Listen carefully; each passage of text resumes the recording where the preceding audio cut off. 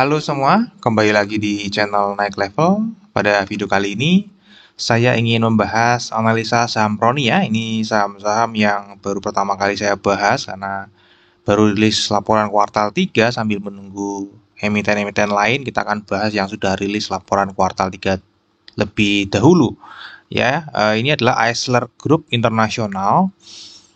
Ya, ini sudah rilis tanggal 16 Oktober untuk kuartal 3. Hari ini tanggal 19 Oktober, harganya nggak kemana-mana. Ini perusahaan punya notasi khusus ya. Notasi khususnya ini adalah likuiditasnya sangat rendah ya. Transaksi rata-rata harian saham itu kurang dari 5 juta rupiah. Dan volumenya itu kurang dari 10.000 saham selama 6 bulan terakhir.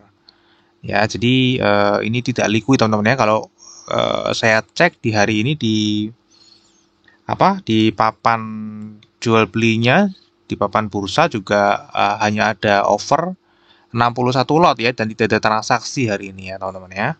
Jadi ini memang benar-benar sangat tidak liquid ya. Nanti kita akan cek kenapa. Ini adalah kinerja harga sahamnya untuk year to date sendiri sudah minus 50%. Ya, ini naik turun ya. Nah, 3 tahun ada yang plus, ada yang minus, ada yang plus, ada yang minus gitu teman-teman ya. Harga tertinggi terakhirnya pernah di 800 tahun terakhir dan terendahnya di 195. Oke, ini adalah company background ya. Jadi Eisler Group International ini itu berdiri tahun 2017. Jadi ini baru 6 tahun ya teman-teman ya, sekitar 6 tahunan. Ya, dia bergeraknya di bidang arsitektur ya. Jadi ini jasa ya teman-teman ya. Penyelesaian konstruksi bangunan, aktivitas arsitektur dan keinsinyuran, dan serta konsultasi teknis. Ada perancangan khusus juga. Ya, jadi untuk saat ini kegiatan utamanya ada dua teman-teman ya. Yang pertama, aktivitas ilmiah dan teknis dan konkrisi ini nanti dijelaskan di next saja ya slide-nya. Jadi intinya ada di arsitektur dan konstruksi itu teman-teman ya. Ini listing di bursa tahun 2020 dengan IPO price-nya 100 ya. Harga saat ini 398, jadi sudah naik ke multi bagger ya, 398 sejak IPO ya. Nah, ini adalah teman-teman ya jasa yang dijual ya. Ada arsitektur planning, ada urban planning, town planning, ada master planning, hospital planning, hotel planning, commercial planning, interior design, dan construction management. Kalau kita lihat di pendapatannya tahun 2023 sampai bulan September itu ada dua, yaitu jasa manajemen konstruksi dan yang paling banyak itulah jasa desain atau arsitektur ya. Jadi hanya dua ini dulu teman-teman ya. Tadi ya saya sudah sebutkan desain arsitektur dan manajemen konstruksi ya. Nah, ya, untuk pendapatannya sendiri teman-teman ya, untuk jangka panjang karena ini baru tadi berdiri tahun 2017 ya. Dan datanya baru ada tahun 2018. Ini kalau kita lihat ya, untuk pendapatan ini fluktuatif ya teman-teman ya. Naik, turun, naik, turun. Ya, laba kotornya mengikuti juga, laba usahanya sejak IPO di tahun 2020 itu belum pernah profit ya, laba usaha maupun laba bersih. Jadi ini kan IPO tadi di tahun 2020 ya, itu belum pernah profit teman-teman ya. Kalau kita cek dari struktur pendapatannya, ini beban pokok penjualannya juga fluktuatif. Kemudian kalau kita lihat laba kotornya juga fluktuatif, namanya juga jasa teman-teman ya. Nah, laba bersihnya ini sejak IPO malah negatif ya teman-teman, negatif terus. Ini dikarenakan beban usahanya yang meningkat signifikan setelah IPO. Nah, saya nggak ngerti nih karena apa kok bisa beban usahanya meningkat signifikan. Nanti coba dicek teman-teman ya lebih detail. Di sini saya nggak akan bahas detail ya, hanya sekilas-sekilas saja. Oke, sekarang kita lihat teman-teman ya, untuk total pendapatannya dibandingkan kuartal sampai bulan September 2022 ini pendapatannya ini turun ya, turunnya cukup dalam 56,7%. Kemudian beban pokok penjualannya ini turun juga, namun tidak sedalam penurunan dari pendapatan ya. Laba kotornya turun, laba usahanya turun, dan laba bersihnya juga turun ya. Karena ini 0 ke 0, jadi nggak bisa lihat, saya bukakan aja laporan keuangannya ya. 0 miliar itu artinya turun dari 325 juta jadi 186 juta teman-teman ya. Untuk struktur pendapatannya di tahun 2023 ini untuk beban pokok penjualannya membaik ya, membaik, namun ini penurunannya memang karena pendapatannya memang turunnya luar biasa ya, hampir setengah sendiri ya. Nah, tadi seperti yang kita lihat ini memang kinerjanya kan fluktuatif.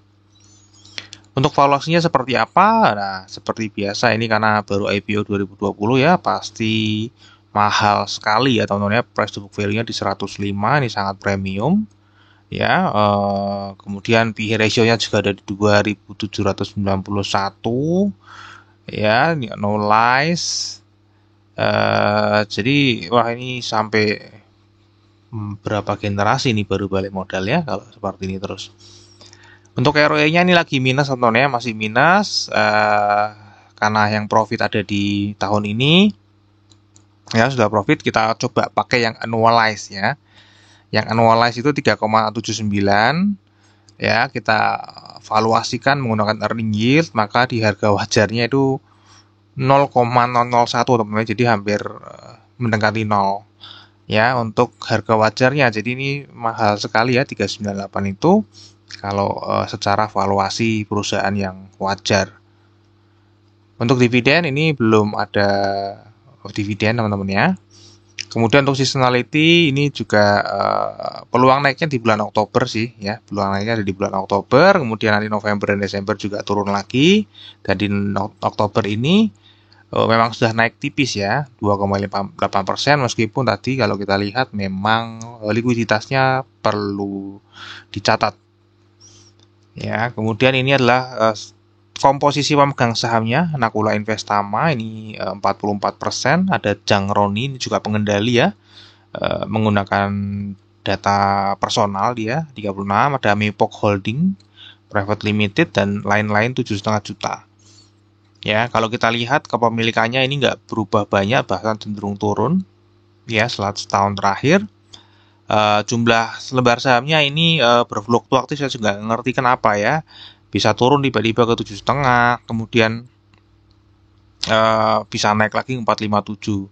Kalau yang naiknya ini sih memang nanti kita akan bahas di next slide. Nah, yang turun ini saya juga kurang paham ya, dari 250 juta kemudian tiba-tiba turun jadi 7,5 juta aja ya, kalau kita lihat di sini ya. Nah, ini datanya memang anomali teman-teman ya. Datanya anomali, jadi saya nggak akan bahas ya. Ini setiap satu orang masa keluarnya 6,8 miliar, kayak rasanya sih nggak mungkin ya.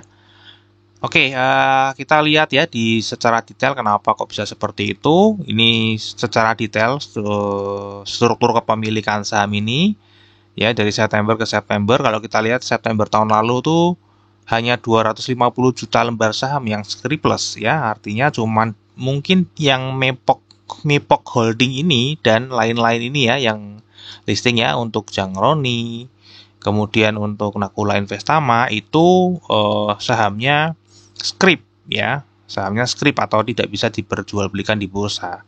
Namun sejak Maret ya, Jangroni sejak Maret ini ya, semuanya menjadi saham scripless, termasuk jadi pengendali plus Jangroni ini ya. Nah, makanya jadi 457.500 di sini. Kenapa? Karena memang ini plus ini ya teman-teman ya.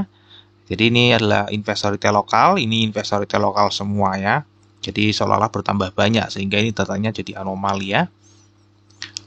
Nah, kalau kita lihat ya, bulan September ini ada penambahan, seolah-olah penambahan, sebenarnya ini bukan penambahan namun adalah konversi dari saham scrip ke saham scripless. Artinya saat ini pengendali sudah bisa menjual barangnya di bursa ya, sejak bulan Maret kalau nggak salah ya, ini bulan Maret teman-teman ya.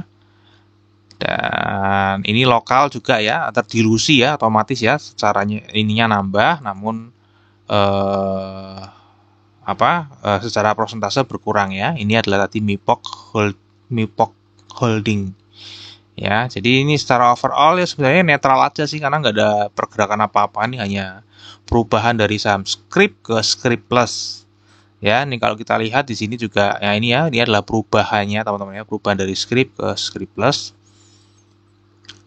Untuk bulan Oktober ini sampai hari ini tanggal 19 ya, terlihat big accumulation, namun kalau kita lihat nih hanya 9,9 juta ya, hanya 3 broker yang membeli. nampaknya ya ini saya rasa sih nggak ada pergerakan bandar lah, ini hanya oper-operan saja antara retail ke retail teman-teman ya. Dan ini mungkin nanti seperti yang sudah diinfo, mungkin bakal akan ada pengurangan lagi secara investor ya. Ini banyak broker yang jual, yang beli hanya 3 ya teman. 3 pun ini lotnya, ini hanya satu lot, ini hanya satu lot ya. Yang ini 24,6 lot, satu didominasi oleh satu ya. Terlihatnya big accumulation, namun secara nominal ini sangat kecil. Ya, jadi nggak bisa dibilang ini ada bandarnya teman-teman ya. Untuk teknikal ya ini juga nggak bisa dianalisa ya, karena memang terlalu kecil ya, terlalu kecil